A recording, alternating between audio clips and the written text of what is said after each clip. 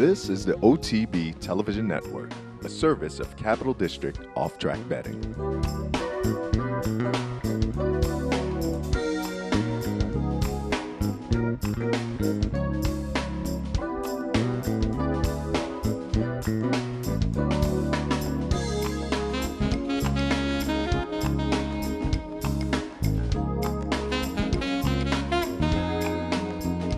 Good morning, ladies and gentlemen. Welcome to the Handicappers Report alongside Seth Merrill. I am Anthony Mormino as we work our way up the Fahrenheit scale a little bit, but not as much as I thought. It is winter, and today we will be East Coast and West Coast with the tees. We will have Turf Paradise and Tampa Bay Downs this afternoon, so we could make probably the best bet of the day that say the weather will be far nicer in both of those venues. Yeah, absolutely. And but I've been saying it for the last couple of weeks. It's nice to have the Envy tracks in here. Look down at Gulfstream, Tampa, and you get to see some warm weather. So you can live vicariously via OTB television, and the online wagering platform as well, looking at those tracks. And coming up on Friday, Oaklawn gets into the mix. And I guess they've had a little bit of the deep freeze too. I have a sister who lives in Arkansas, and I looked at the chill map, and it's gone down that far. And in fact, they've missed a couple of training days maybe there. But opening day on Friday at Oaklawn, they're looking at moderate temperatures and some nice full fields. Which I think is also a contributing factor why they don't have turf racing. It's not. That's what I wondered for years and years. Yeah, and it's not. It's far enough north that they're just the season isn't there to have grass at the early part of the meet. By the end of the meet, it might make sense. That's what I've thought. Now, what's funny about Oaklawn, and it's so singular, that in the last 20 years they haven't done much with the meet. I mean, they've opened, closed about the same. You know, they haven't grabbed more dates. I mean, they don't have any competition in the state. They get out on Arkansas Derby Day, and away they go, because you make a good point. If they ran, say, through the Triple Crown Series, you could have turf race in the last 3 years. But I've always thought that, and I've never been to Hot Springs, but they say it's a place you should visit. I know on Arkansas Derby Day they get about 40,000 people, so obviously they're into it very much, but maybe it just culturally or something, it wouldn't last that deep into the spring. I don't know. But Seth, you put the news of the day like on the scrap heap. I was going to bring it up before we got done. Is the experiment over? I pulled this in Notice today. They matched my tie and shirt. The little there you go. Thing. The Thursday colors. They're back. The tabloid is back. I haven't read anything though, and if you look into it, also looks like the type is a little bit larger, like they expanded it to fit the larger page. I'm wondering if maybe the press went down or something, or is it just they got a bad reaction to the smaller format? But the Daily Racing Form, the Thursday edition anyway, has gone back to the tabloid size. Now, I know it's easier to move and groove in today's universe, but in the old days you made that type of change. It wasn't a one-day change. I mean, you got presses in, you're like, we're dug into this. So this is intriguing to see if they get out of the booklet form and they go back to the tabloid. I've said this. I don't think anybody was as invested in buying the Daily Racing Form as much as me for the last 30 years. And I'm a guy who, I guess I could say, comfortably walked to the internet. Seth is still a stockpiler, but I've wondered how many newspapers they get out there every single day. Forget the fact of what direction the sport's going. I thought we've all gone to the web. And I've said this. I told my wife, just pragmatically, and not even if I didn't even do the Handicappers Report, you get the entries, the PP 72 hours out. You could start working on Oaklawn Park last night. Now, if you wait for the newspaper, you're still waiting until tomorrow. Yeah. So if nothing else, it was a slam dunk. Yeah, and frankly, I've made the switch too. I mean, up at Saratoga this year, and I like the hard copy, but I was working every day at Saratoga off of printed past performances. But I have the hard copy mainly for the television show. It's easier to go back and talk about some of the stakes action from the week past or whatever if you have the hard copy sitting there as opposed to pulling it up on the tab. But we'll see, because Seth is right. Nothing was mentioned There's got to be some buzz out there on the internet. I'm sure there will be some buzz today. You think so? Because this is a fairly significant change if it turns out to be permanent.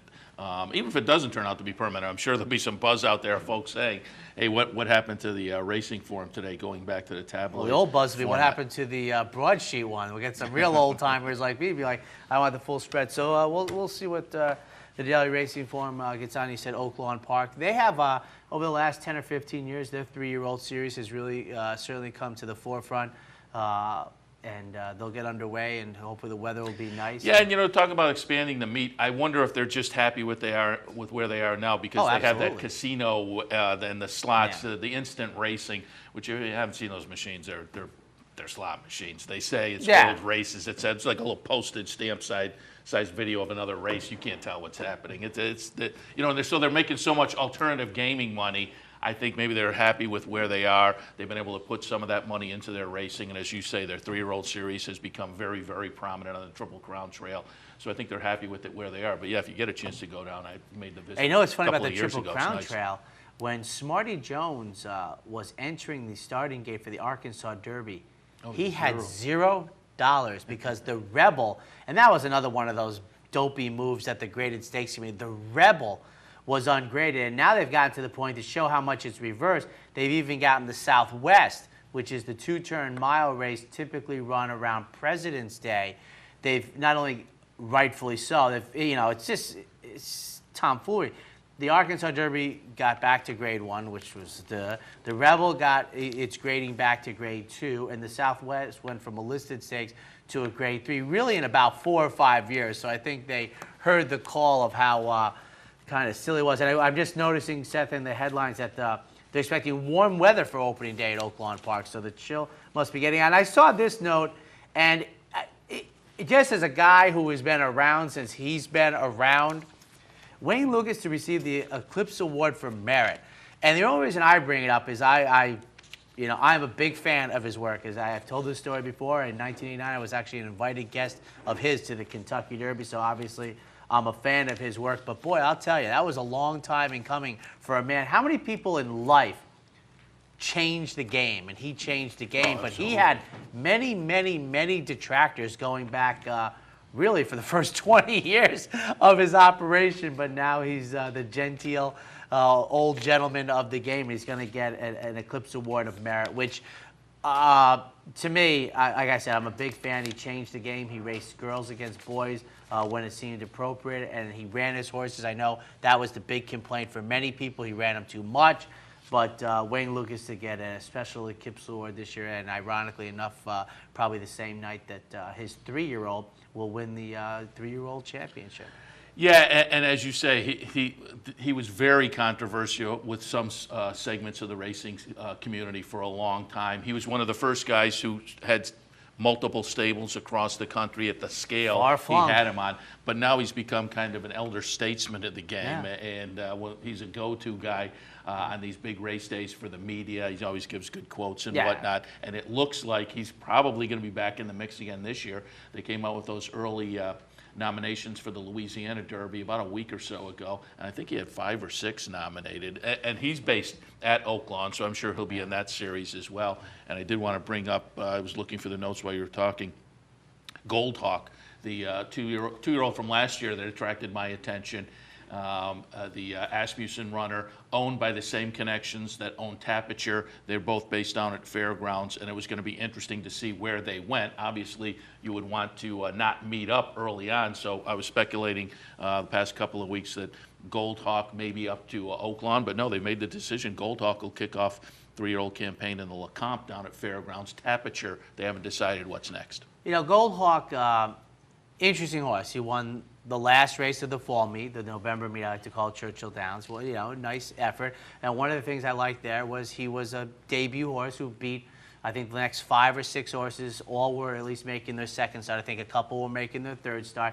Did it very professionally, and that was, I want to say, November 30th. It was the last day of the meet. That was his debut. Then I know that December 27th was his allowance race. The only thing I'll say about that, it was good, it was nice. I thought, he looked like he struggled a little bit in the middle, then he got his bearings. He looked good finishing. I will say this. December 22nd, I think, is the date, Seth, where they ran the 3 races and had the awful rain and they canceled the card. The next 3, I want to say, racing days, of which December 27th was one, Goldhawk's winning running style was, I think they ran about 27 dirt races and 26 of them were won the same way, about 4 or 5 lengths off the pace. My point being, he ran with the grain of the track. He struggled a little bit, and I am surprised he's coming back on what I think is relatively short rest. This is my point for bettors. Goldhawk, to me, I think Seth is on board with an Empire Maker down the road. In the LeComp, he's coming back quickly. He ran with the grain of the track. I think he's going to be a short price. I know that his mile 70 that day was one of the 5 fastest, and they've run about 80 mile 70-yard races at Oaklawn Park, and I think his is the 5th fastest. Also that day, a couple races earlier, the track was fast that day. He ran with the grain of the track and fast. He's coming back on short rest. My point being, in the LeComp, I'm going to be against him because he's a short price, but I think this is the regression race for Goldhawk. I could see him not running huge, but then going forward when he gets about a month or 5 weeks off. Because I think Asmussen's... Maybe Asmussen's thinking the same thing, and therefore giving himself some time... Maybe he's watching the show now. But giving himself some time to come back for points. I agree. So my point being, when we get to this day for people, when you bet the LeComp, my thought is, this is the time we take a shot against Goldhawk for those reasons. Because I got to tell you something. He was about the 4th or 5th choice in his allowance race, and they bet him right down to favorite.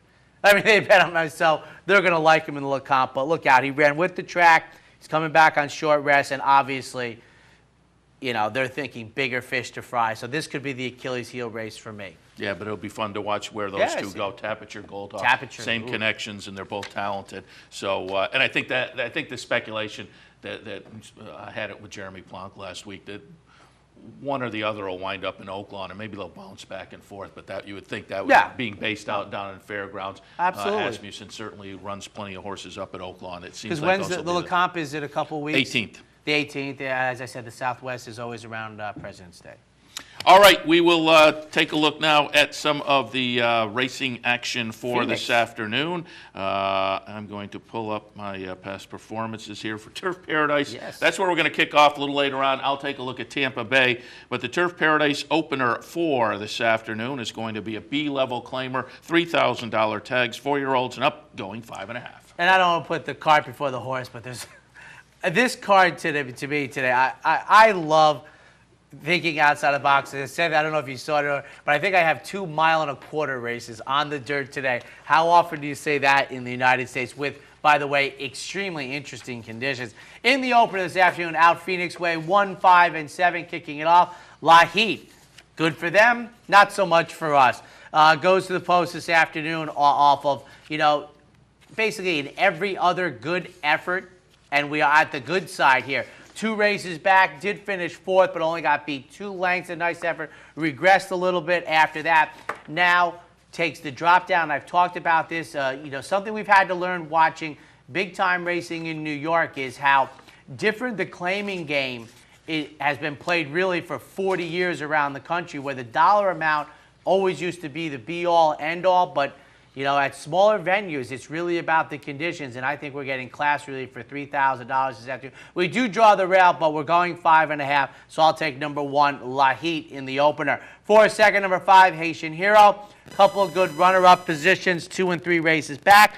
Ran for $4,000, was well beaten behind the runaway Exact on December 22nd. Now shortens up to 5.5 furlongs. Has hit the board in 4 of the 5 lifetime efforts at Turfway Park with no victories, and as I mentioned, is the 2-to-1 favorite. Is in very good form here, the off-the-pace runner. For third, number 7, the outside horse, Zuri Zip, going out for Scott Stevens, who is at about 20% at this meet. I do think this horse is going to run better than the most recent effort when drew the rail going 6th. Got drilled with the pace, was down inside, getting all the worst of it. Not quite the dirty work, but getting all the worst of it. And then the fatigue factor, where you lose almost 7 lengths in the last 1/8 of a mile. That's about deceleration. Now, your reward is you receive 10-to-1 on the morning line. My question is how that will stand up with Scott Stevens in the saddle. But in the opener from Turf Paradise, 1, 5, and 7. In the second race today at Turf Paradise, we're looking at an Arizona-bred conditional claiming event. Claiming tags $3,500. Non-winners of 3 lifetime the condition. Again, 5.5. 1, 5, and 2, my selections in here and staying down on the rail. And here comes CJ making the second start after a 17-month layoff. And that start that off of the layoff was just the type that warrants serious consideration in the next out. And what is that?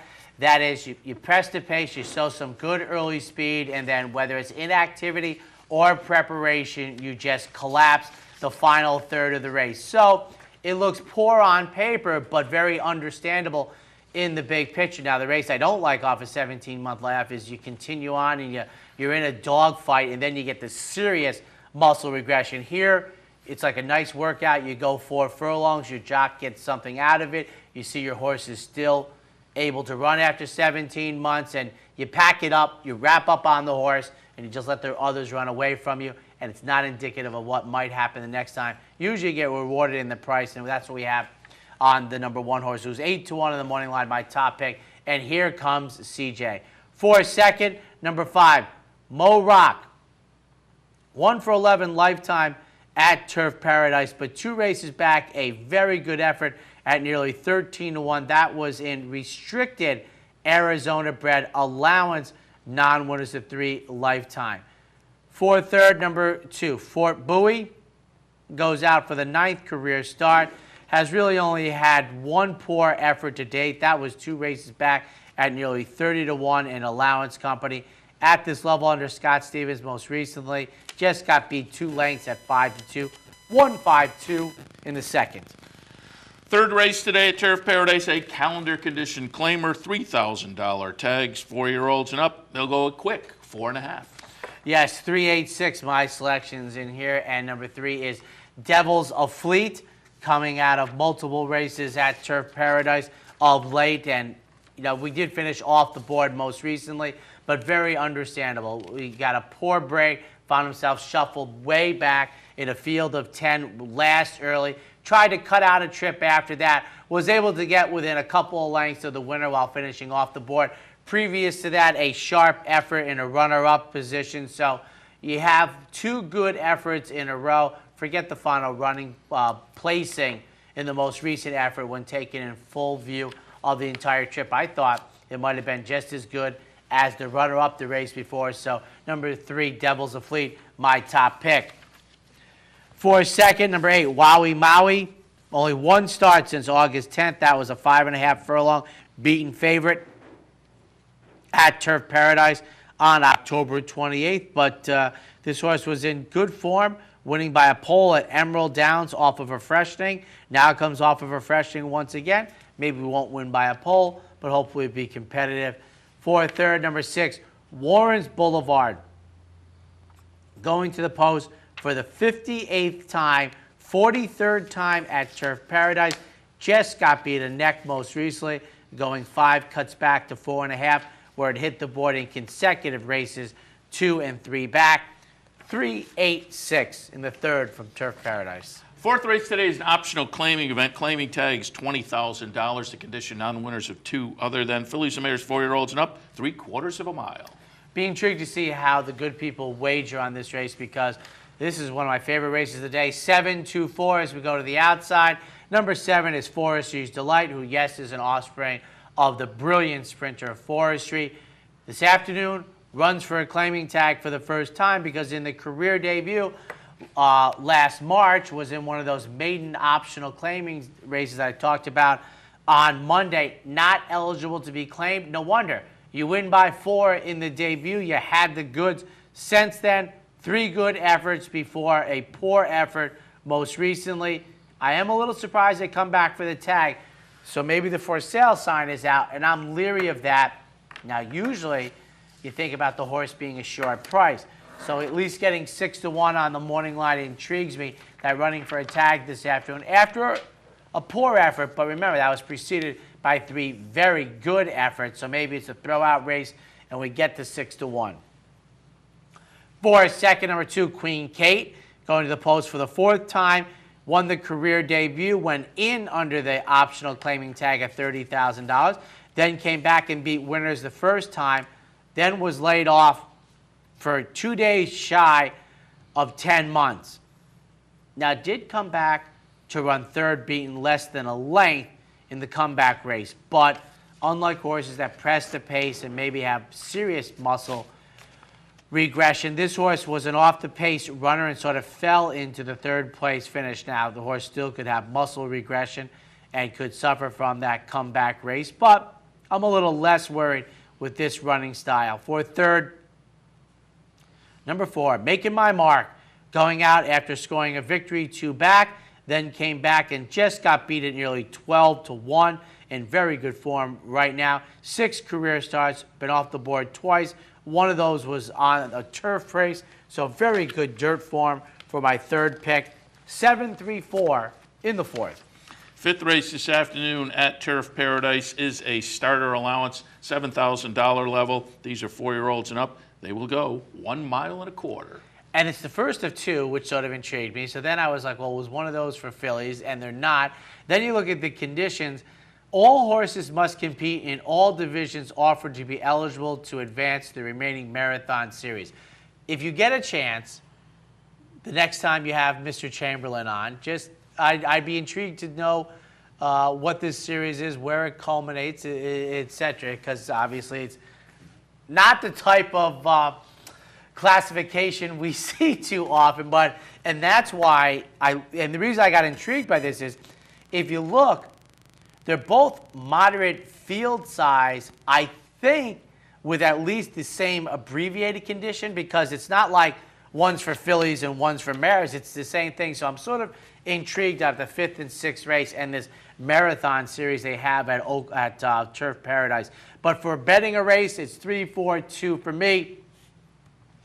Fox in the House comes off of a good off-the-board finish, beaten less than a length, finishing 5th, going 1.1 miles, and now stretches out a little farther for this offspring of, and we don't see this in the East too often, Freehouse. For his second, number 4, Bobby Handy. Been very popular at the claiming tag box, been claimed 5 out of the last 8 or 9 races, including claimed out for 5,000 on December 22nd, when very impressive 2+ length victory as the 6-5 favorite, going 1.1 miles. For third, number 2, Colors of the Glen. A good effort most recently early, and then just collapsed from the early pace of that race. This horse has shown an ability to go 1 mile well. Now, if it wasn't the bad start and being down inside was the undoing at 1.1 miles, and that this horse can get the extra 1/8 of a mile, we might get a nice square price on number 2, Colors of the Glen. 3-4-2 in the 5th. That'll bring us to our first break. When we come back, we'll continue our look at Turf Paradise, and a little later on, Tampa Bay. Stay tuned. I'm Seth Merrill. Join me weekdays at 10 for Racing Across America. We'll look at important races from around the country, get insight from top handicappers and analysts, and preview the upcoming week in racing. That's Racing Across America, weekdays at 10, right here on the OTB TV network. Here in upstate New York, no one provides bettors with more wagering options than Capital OTB. Our network of branch and easy bet locations stretches from the mid-Hudson Valley all the way to the Canadian border and west to central New York. So whether you need to place a bet, fund your Capital Bets account, or watch the next big race, all the action is just around the corner. A full list of our branch and easy bet locations can be found online at capitalotb.com. Capital OTB, the better and most convenient choice for wagering in upstate New York. I got it. Watch me. I got it. Hey! I got something that makes me want to shout. I got something that tells me what it's all about. I got a move that tells me what to do. If you don't, brothers and sisters, then you won't know what it's all about. Funding your Capital OTB bet account is as easy as 1, 2, 3. 1. Easy Money. Clearly the fastest and easiest method of depositing funds into your account. Make deposits or withdrawals in just minutes. 2. Green Dot Money Pack. Gives you instant access to your funds. Green Dot Money Packs are available at thousands of retailers nationwide. And 3. MasterCard Visa. Simply click on the link from the funding page, enter your account information, and fund your account. CapitalOTBBet.com. Log on today. Hey race fans, head down to the all-new Clubhouse Racebook. With live horse racing on more than 250 flat-screen TVs, state-of-the-art wagering terminals, and amazing Vegas-style atmosphere. The Clubhouse Racebook, 711 Central Avenue, Albany. Welcome back to the Handicappers Report for this Wednesday morning. Seth Merrow and Anthony Mormino in here. We'll continue now our look at Turf Paradise with their race number 6. Yet another $7,000 starter. Again, 1 1/4 miles, 4-year-olds and up. Yeah, very interesting. Like I said, we'll get some information on this series.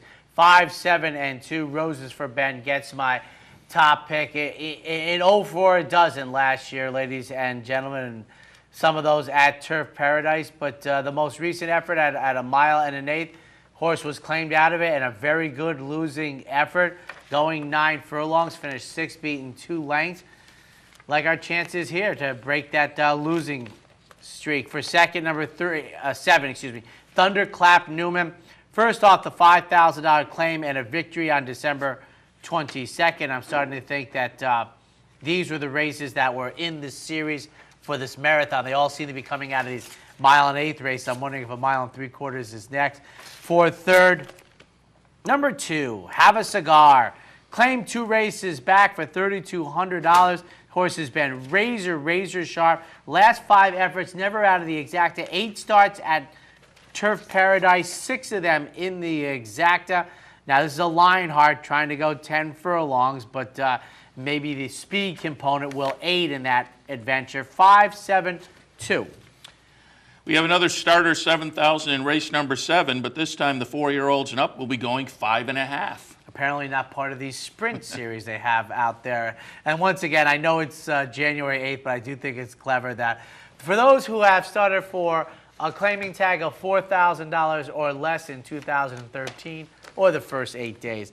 5, 2, 3, Marine Fog is my top pick for anybody who's been out in basically Pebble Beach or San Francisco. You're familiar with Marine Fog, but as a runner, this horse razor sharp most recently at Turf Paradise, making the debut. Now, I don't know if that was because it was a wet, fast, sealed racetrack or they like the Arizona dirt. For second, number 2, I Don't Know Sobliss going out first off the $4,000 claim. 3 for 3 lifetime at Turf Paradise. Razor sharp of late. And when I saw that this horse only got the attention of 3 to 1 on the morning line odds maker, I was like, boy, what does it take to be a short price favorite at Turf Paradise? And that's a compliment. I like that fact that they don't dip down that low. For third, number 3, Mr. Sambuca. 2 races back, this Arizona bred scored a victory, was claimed for $3,200, then took on winners, non-winners of one other than style, and raced well to finish second, 5, 2, 3 in the 7th. In the 8th this afternoon, it will be a B condition claiming event. Claiming tags 3,000, 4-year-olds and up, they'll go 6 1/2. 9 in here, ladies and gentlemen. 5, 3, and 4, my picks. And Unlawful Detainer just got beat at 6 to 5 in a strong pace race most recently. I'm not so sure we're going to have the same type of pace this afternoon. A couple races back, a truer, yes, softer pace. This horse was an impressive victor, so I think it was the pace the last time. I think we'll get a more reasonable one today. For second, number 3, Red Charger, off of a victory in a claiming race, won rather comfortably at 2 to 1, has been very sharp at Turf Paradise and of late. If you squeeze out the turf race and set it aside, this horse will be going for 3 in a row on the dirt at Turf Paradise, a grandson of the very quick sprinter of about 20 years ago, Demashoot. For third, number 4, King Bill. Racing a mile at Zia Park, raced well in the internal part, fatigued, finished off the board. I think that could be a very nice setup for coming back, sprinting one turn. 5, 3, 4 in the 8th. The finale this afternoon at Turf Paradise. Maiden claimers at the $5,000 level. These are fillies and mares, 4-year-olds and up. They'll go 3/4 of a mile. 6, 8, 3, my selections in here, and number 6 is Shoeless Jackson. The debut was at better than 30 to 1, finished third. Now we're looking at 6 to 1. Yes, we are perhaps earmarked for the less well Quinella for yours truly. For second, the outside horse, number 8, Jailhouse Rocker. 4 career starts, first and third rather nice. Hopefully the 5th will be a good effort. Debuted to a second-place finish, and then at the Turf Paradise debut in the third career start was runner-up once again. For third, number 3, Awesomette. Going to the post for the third time today, Changed Barns comes off the April 13th layoff, which was a runner-up in the second career start. And how about this workout out of the new barn, putting through the paces? 34-1, 3 furlongs. Now, I reference workouts very infrequently, but Changed Barns only has a couple listed workouts and then put a zinger into this runner who has already shown good form. 8-1, also another interesting perspective on this runner when this race gets bet. 6-8-3 in the finale from Turf Paradise. And taking a stand against the 9-5 morning line Halo Ray, the former Bob Baffert horse, who, you talk about red flags. This one's got flares, fireworks, and this folks at Saratoga West, you got a feel for them. They claimed this horse debut effort at Hollywood Park in May, claimed it out of the Bob Baffert barn for $50,000. Runs today, Turf Paradise, second career start, $5,000. Well, they should have been leery that the first owner paid $42,000, incurred all the expenses, and was willing to lose it for their $50,000. There's no, and I also wanted to think. And ran an okay third in the debut, and has been working at Santa Anita most recently, although hasn't been cited in the morning since the 19th. So that's also a little. And my other thought was, and I don't follow Turf Paradise to the effect of, is this horse just going to be 3-5? I mean, I think this horse. There's no way you can. 9-5, I might, but I'm like, you just know. It's all bad. Not only that, I looked at that is that's one of Bob Baffert's longest, oldest owners that they took this horse from. So you're thinking, horse really doesn't. And I think this horse has to take a lot of action, and I would almost say justifiably so, because it's one of those that I think could win off by a block. Yeah, might win with 3 legs. But I can also see at the top of the stretch, this horse, they're hitting the finish line. He's still coming around the turn. And I've said this before. Hey, listen, there's nobody that picks more horses in the public domain who runs last, but they don't charge you extra. You can take that chance on a 15-20-1 shot. I know sometimes I'm like, listen, I could be way off here, but you can't have that type of dichotomy at even money. Yeah, I mean, at least I don't think you should. Just going to be fun to see where the betting public goes and what the horse does. Halo Ray in the last race today. Hey, maybe Saratoga West made a great claim. Well, then again, maybe not. I mean, they get crushed today if they win and somebody claims the horse. They're still crushed on this one. There's no upside. But on the drop, does somebody? That'll be interesting too. I would think this horse. I would think it's hands off. You would have to. Would somebody? In the old days in New York, when Bill Mott would drop horse and claim, I think Juan Saray took like 90% of them for a couple of years there. Somebody would be sitting there going. If somebody has deep enough pockets, maybe you could take a shot, but those are still. We'll see. All right, we'll take our next break. When we come back, I'm going to take a look at Tampa Bay for this Wednesday afternoon. Stay tuned. This is Steve Beck. Join me Tuesday through Saturday here on OTB TV for At the Races, my Sirius XM daily news magazine of the thoroughbred industry. Handicapping, interviews, analysis, everything you could want. 6 a.m. OTB TV. Hey, race fans, head down to the all-new Clubhouse Racebook and get in the game. With live horse racing on more than 250 flat-screen TVs, state-of-the-art wagering terminals, fantastic food and drinks, an amazing Vegas-style atmosphere with seating for nearly 900 of your closest friends. Conveniently located at 711 Central Avenue, right off Exit 5 of I-90 in Albany, the Clubhouse Racebook is the better choice. Each morning on the OTB TV network, you get the very best in horse racing programming. Weekdays begin with the Handicappers Report, where professional handicappers share their selections and analysis of the day's racing. Followed by Racing Across America, a daily conversation with racing personalities from around the country. Saturdays include Down the Stretch, where Mark Casano speaks with the biggest names in racing. And Sunday mornings, it's Loose on the Lead, where Steve Bick and I offer news and a unique lineup of weekly guests. All here on the OTB TV network. Wagering at CapitalOTBBet.com is as easy as 1, 2, 3. 1. Capital Bet TV, the fastest and easiest online wagering experience where you can monitor 5 different tracks simultaneously. 2. Capital Bet Express. Its straightforward program layout and interactive handicapping information lets you build your wager quickly and efficiently. And 3. Capital Bet Pro, designed especially for the professional horse player. CapitalOTBBet.com. Log on today. Missed one of our TV shows? No worries. Now you can catch all your favorite programs online. Simply log on to CapitalOTB.com and click on the YouTube link at the bottom of the homepage. And look for our new podcast coming soon. CapitalOTB.com. Log on today.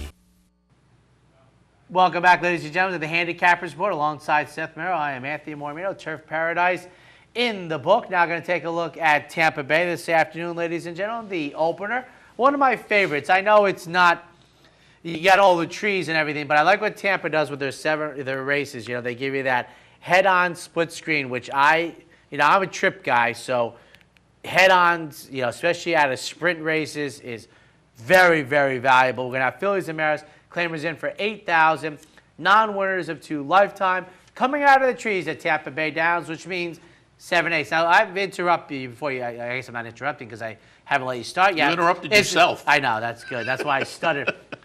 Are you going to Tampa? This is... I'm trying to figure out maybe work something, because last year I didn't make it down, and you hate to go 2 years without making it down, but I'd love to get down for certainly at least a few days and get down to the Tampa area and head over to the racetrack, maybe a little golf, a little beach. So, but I'm trying to figure something out. Pretty good triumvirate. Well, yeah, golf, exactly. beach, and the track, That's boy. a perfect triple. Popping back to yesterday, I did Turf Paradise yesterday. I think I was 2 for, there was 9, I think, yesterday. But for me, I've said it before, the winner's on top. I'll live by that scorecard. I want my top 3 someplace in the exacta mix because I'm playing exactas, and so for me it was a pretty good day. Although I called 2 plays of the day, and those were the 2 races the exact. It was one of those days where you want to kick yourself there, but otherwise it was an okay day. As I say, playing the exactas and whatnot. Now, did you have Michael Chamberlain racing across America? Yeah. Did you like your thoughts going forward yesterday? Were you guys? Yeah, we combined. Because you asked him about a couple races, don't you? Yeah, we combined on one, and I'm trying to think now whether we hit on that or not. I don't remember, but okay. we were in a similar spot on a couple of races. But yeah, it was for me. It was a decent day yesterday, as I say. Although I struggled a little bit with the plays, but we'll see what we can do this afternoon. Tampa's opener, though, is not one where I would make a play of the day. This is it's a bad field. It's not a terrible field, but it's the kind of race where somebody's going to win it, Seth. Those are the rules. Yeah, but the last couple of races, you have nothing. Pretty much most of the field has put in some duds over 1 or 2 of the last races, and so you just kind of don't know which way to go. It's a little bit of a crystal ball race. But I said 7, the 1 entry, 3 and 6. She's a bit moody on top, the number 7. I just thought this horse might prove interesting if able to flash speed similar to what we've seen from this one on turf with the move over to dirt. And again, last time out on the turf showed some speed, fades to finish a bad 8th. So what do you do? Well, I'm just hanging my hat on perhaps a pace angle in here. But again, with the move back to dirt, will we get that? I'm not quite sure, but I'll put the 7 on top and hope a little pace angle plays out. Second spot, I will go with the entry, the number 1, Spring a Latch, the number 1A, Second Act. Spring a Latch is another one that in the past has shown some early speed. Second Act put in a good try 2 starts back, but like some of the others in here, not so much last time. I think the Canadian shippers, have been doing pretty well down in Florida so far this season. So coming in from Woodbine also attracts a little bit of attention. Third spot, the number 3, D50. Yeah, last time beaten 13 lengths. 2 starts back beaten 42 lengths. So again, it's that kind of race, but this one gets some class relief and perhaps will bounce back to some prior numbers that fit with this bunch. But it's that kind of race. I'm going with a horse in the 3rd spot that normally I'd put a line through almost immediately off of those last 2, but maybe with the class relief, we'll get a little bit of a wake up in what is, I consider, kind of a bad head scratcher of a field. But I have it. So again, tread lightly to begin the day at Tampa. I have it 7, the 1 entry, 3 and 6. Now, a couple of things. The beginning of this meet, which was the day I want to say like December 4th, Fernando de la Cruz was white hot. I noticed of late when my Tampa Bay work that Ronnie Allen Jr. He's the man right now. I mean, talk about winning races in bunches. It's just unconscionable. And I noticed he didn't have everybody in the first. He has a runner in the second with Tim Ice, and he's 9-2 on the morning line. Just pay attention. Just take a quick look at the Tampa Bay to see what the Ronnie Allen Jr. effect is this afternoon. On the second race, we have 4-year-olds and up. Claimers in for $16,000, racing 5.5. And I'm with you, particularly when jockeys are hot like this. I think you have to take an extra look at the horse. Now, I couldn't pull the trigger on this one. Just off the turf event last time at a mile, 2 starts back, 7 on the turf, going 5.5 on the dirt today. So I think it's that 5.5 trip is a little bit of a unique situation. So I didn't pull the trigger. But again, just on the Ronnie Allen angle, I wouldn't argue with it. Yeah, who's doing well at the meet too. So again, I wouldn't argue against anybody who did pull the trigger there on the connections. But I went 6, 5, 3, and the 1A. I went out to favorite Patriot. And just on the big win last time. Now, the big win was at the 12-5 level. Now goes up to 16. But that win was significant enough that I think on the return to Tampa from racing in the Mid-Atlantic, most of the late summer, early fall, I think the return to Tampa showed that this one certainly appreciated the return down to Southern Florida. Big win, nice number. Loses De La Cruz, but gets Santino today. So favorite Patriot on top for me. Second spot, I'm going to go with Doro Diablo, the number 5 horse. Put in a pretty good try in the first start here. Had been up at Woodbine and Fort Erie earlier this year. Came down to Tampa. Third place finish, but this is a quirky surface that sometimes horses take a start or two to figure it out. And I thought that third place finish might provide a good foundation to move forward from. And then I'll go with the 15-1 number 3 Elusive Fox in the third spot. This horse is coming back from an April layoff. Also seems better on turf. But I think this horse might be an interesting fit with these. At 15-1, I was willing to toss this one in underneath. And just, as I say, might need a start off the layoff. But I have a feeling this horse is going to fit with this particular bunch. In the second, 6, 5, 3, and the 1A. And I'll say this, who's been lost in all of this, which has been going on, is Daniel Santino. And I'm just kind of waiting for him to reheat up. Again, we talked about it towards the beginning of the meet. He was planning to stay in Maryland. About 2 weeks into the meet, I'm sure he was watching the TV in the Laurel Jockey's room and said, what am I doing here when I could be on top of the standings down in the sunshine? And I think he's maybe just kind of working his way back. I'm expecting him to reignite. On to the third race. And what intrigues me about the mile races on the turf at Tampa is you try and look to see why they can't run it not out of the chute, because they do run it out of the chute. And you're thinking, worst case scenario, it'd be like 40 feet short or something, but they do run it out of the chute, going a mile. This is an optional claimer, 100,000 or classified allowance. I have it 7, 6, the 1A, and 3, the number 7. Speaking of Santino, pretty good guy to get comboed up with here. He's riding for Bill Mott. Clear attempt goes out for Bill Mott. Comes in off a race at Aqueduct that was a complete dud. If it wasn't for that race, this horse would be a solid pick in here, but this is a horse that came off a July 2012 to a November 2013 layoff.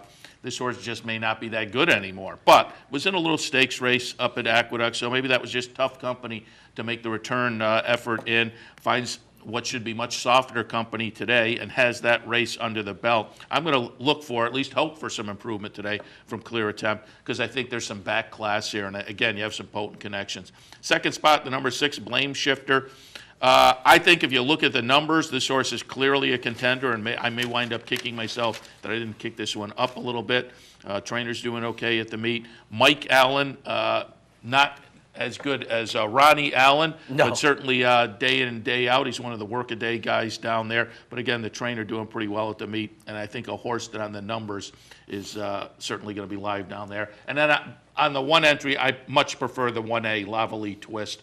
And this one just, you're looking at that last race. Made the move down from the synthetics at Presque Isle the late summer down to Tampa on December 21st. A nice win with a pretty solid number, and I think off of that last race, Lavalley Twist is going to be a contender in here as well. In the third at Tampa, 7-6, the 1A and 3. Javier Castellano might not be going as well as Ronnie Allen right now in America. On to the fourth race. These would be for 4-year-olds and up, fillies and mares. Claimers in for $8,000, racing the mile 40. 5-1, 6 and 2. The number 5 is Vital Victory, and just another one of those horses that I think gets the edge on the numbers, but has been off a little while. So it's a horse that you can go either way on. I think this horse, the workouts underneath aren't encouraging either, in that you only have one, and that was back in the middle of December. But again, the numbers are good enough that if this horse comes back really even at less than 100%, I think we could still see this horse have a little bit of domination over this particular field. So I use this one with a little bit of trepidation. We'll hope it comes back with some fitness. Second spot, the number 1, Evil Secret. Now here, if that 6-1 holds up, this horse may become a little more attractive than the layoff horse. Ronnie Allen on board, Evil Secret, and I think this horse is probably better than the latest effort. That's one of those that just looks like an aberration to me. I think if you go to the start just before that, that's maybe what we'll find a little bit closer to today. And I'm looking for the rebound with Ronnie Allen on board today. And then in the third spot, the number 6, Majestic Samurai. Just on the class relief angle, I think this horse potentially get a little wake-up call, cutting half in price off the tag of the last couple of races. Fourth today, 5-1, 6 and 2. On to the fifth race. We have 4-year-olds and up. These are maiden claimers in for 25 on the turf, racing a mile. I'm going to go out to the AEs, but I'm deep enough that I don't know whether I'll make it in. I have 13 on top, 13, 9, 5, and 2. I think if Mecky Mantle gets in, the improved performance last time signifies that this horse is maybe moving in the right direction on the form circle. But there's going to have to be a couple of scratches in the field for this guy to make it in. So that's going to be questionable. But Mecky Mantle, if in, take a look. Abadoy, the number 9 horse, on top of those in the body of the field, seemed to show an affinity for both the track and this level last time. I think that was a good enough effort to think we'll see a competitive race from that one today. And then the number 5, Niedermeyer, in the third spot. Also ran a decent race last time in the first start here at Tampa. Should go well again today. And I will note that my fourth selection, the number 2 horse, Camp Floyd, was sold right up here at Saratoga in August. That was part of the Darley contingent that got sold in that mixed sale up at Fasig-Tipton in August at Saratoga. Sold for $11,000 that day. And again, earlier in the career had raced for Darley, now down at Tampa in the barn of some new connections. In the fifth at Tampa, 13, 9, 5, and 2. We'll take a quick break. When we come back, second half of today's action from Tampa Bay Downs. I'm Steve Beck. And I'm Seth Merrill. Together, we're loose on the lead on Capital OTB, Sundays at 10 a.m. Why should they watch, Seth? Sit down on Sunday, have a bagel, get some great racing conversation. Cream cheese only, no jelly. Sundays, 10 a.m., loose on the lead, Capital OTB. Using CapitalOTBBet.com is as easy as 1, 2, 3. 1. Simply log on with your username and password from the homepage. 2. Fund your Capital OTB account through our Easy Money, Green Dot, or Visa MasterCard options. And 3. Place your bet on one of our 3 easy-to-navigate wagering platforms, Capital Bet TV, Capital Bet Express, or Capital Bet Pro. CapitalOTBBet.com. Log on today. Here in upstate New York, no one provides bettors with more wagering options than Capital OTB. Our network of ranch and easy bet locations stretches from the mid-Hudson Valley all the way to the Canadian border and west to central New York. So whether you need to place a bet, fund your Capital Bets account, or watch the next big race, all the action is just around the corner. A full list of our branch and easy bet locations can be found online at CapitalOTB.com. Capital OTB, the better and most convenient choice for wagering in upstate New York. I got it. Watch me. I got it. Hey! I got something that makes me want to shout. I got something that tells me what it's all about. I got a move that tells me what to do. If you don't, brothers and sisters, then you won't know what it's all about.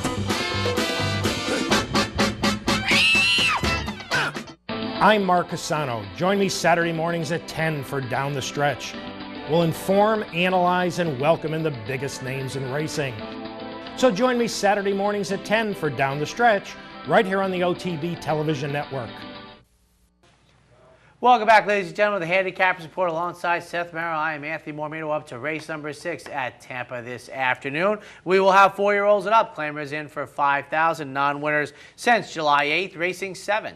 6, 7, 3, and 1. The number 6 is Espresso Joe. Just a horse that seems on the improve. Ronnie Allen on board. He's been on board the first couple of starts since moving down from Churchill to Tampa. And again, as far as the numbers and finishing positions, they've been improved. I think some further improvement puts this horse right in the mix. Number 7, Romantic Channel underneath. Actually finished in front of my top pick last time.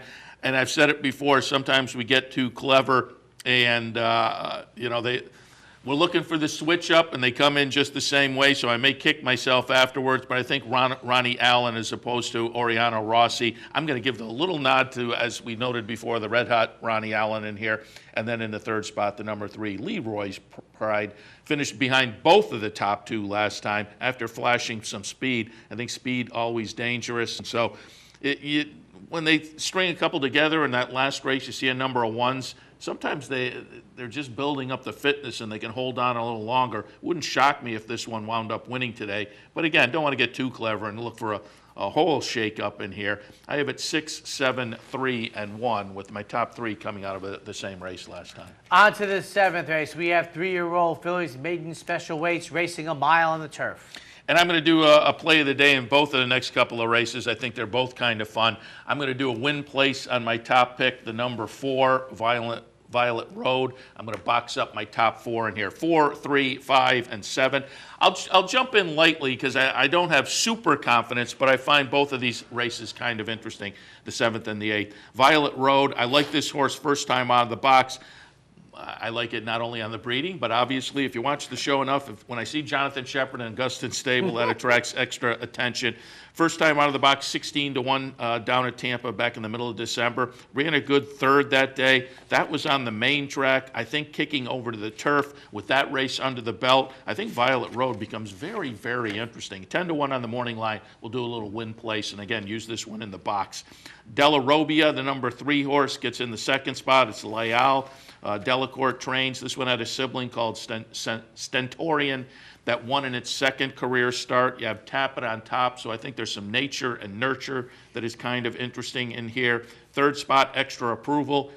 Another first-time starter, and this one by Flatter. I love Flatter's first time out of the box. Trainer can do okay first time out. So again, we'll look for some first-time starters and lightly raced Violet Road in the top 3 positions. We'll also throw Tiz Camoretti into the mix. Top spot, we're going to do a win place on the number 4 and then go 4 deep with an exacta box, 4, 3, 5, and 7. On to the 8th race. We're going to stay with 3-year-old filly maiden special weights, but now we'll be on the dirt, racing 5.5. Same scenario in here for play of the day. Top spot, win place on the 9. Then I'm going to do a 4-horse exacta box in here as well. I have it 9, 10, 7, and 8. Core Blimey, excuse me, Corinthian on top. If you watch enough, you know I like Corinthian with first time out of the box runners.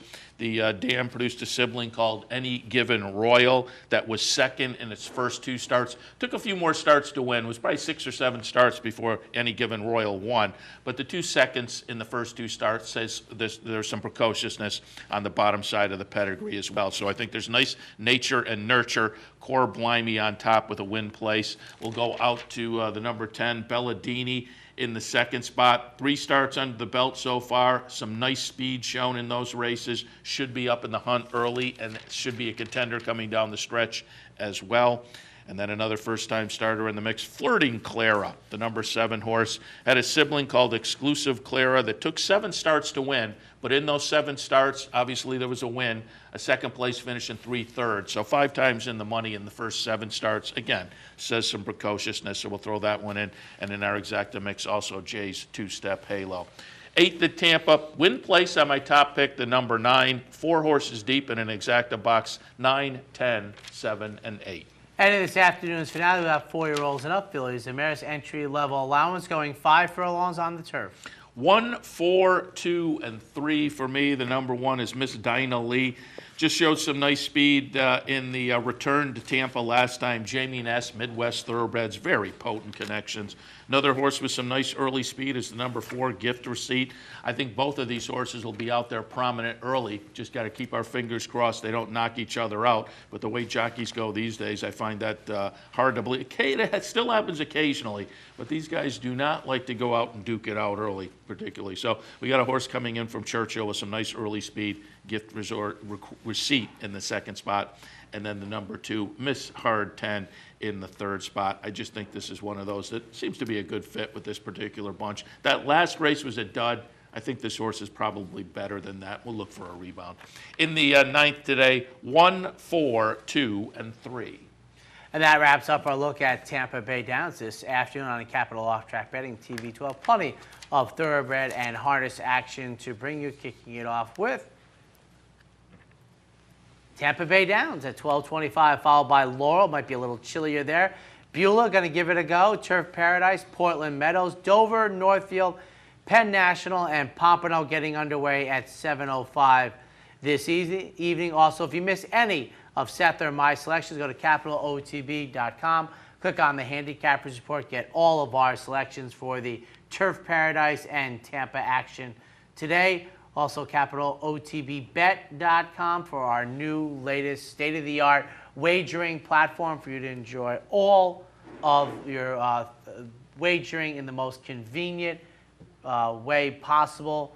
Capital Off-Track Betting has the Bet 50, Get 50. Once you've wagered $50, you will get $50 from Capital Off-Track Betting in your account. And as I say many times, almost all the time we do this promotion, nothing as good as free money at the racetrack. Seth, who do you have on Racing Across America in a couple moments? We'll start out with Richard Migliore from the New York Racing Association. Coming up this weekend, they have the new owners luncheon. So if you're out there and you've ever thought, hey, it'd be fun to own a horse or become a member of one of the syndicates or whatnot, that new owners luncheon is a great way to introduce yourself to what all of that involves. That'll be coming up this Sunday. We'll promo that a little bit. Jeremy Plonk, horseplayernow.com, who also put out the really nice 2014 preseason annual just at the end of last week. We'll talk a little bit about that, but also go back to some of the stakes and 3-year-old action from the past week or so. And then we wind things up, Michael Amo of Thoroughfan. And they have, for snowbirds that may be heading to Florida, they got the Thoroughfan breakfast coming up down at Gulfstream Park on Eclipse Award weekend. So there's a lot of events tied into the Eclipse Awards, and the breakfast is one of them. We'll promo that. And as I say, if you may be heading down in a couple of weeks to Florida, that may be something to look into. I always notice they have nice venues for the Eclipse Award in late January. You know, not too shabby, whether it's, South Florida. Speaking of which, what do we think is going to happen at the Super Bowl this year? Oh, I don't know. But I'm sure a lot of people have tickets to that. Hopefully that Polar Vortex. I'm sure a lot of people with tickets to that game will have tickets to the Knicks Heat the night before in Madison Square Garden. Ladies and gentlemen, that wraps up the Handicappers Report. Up next, Racing Across America.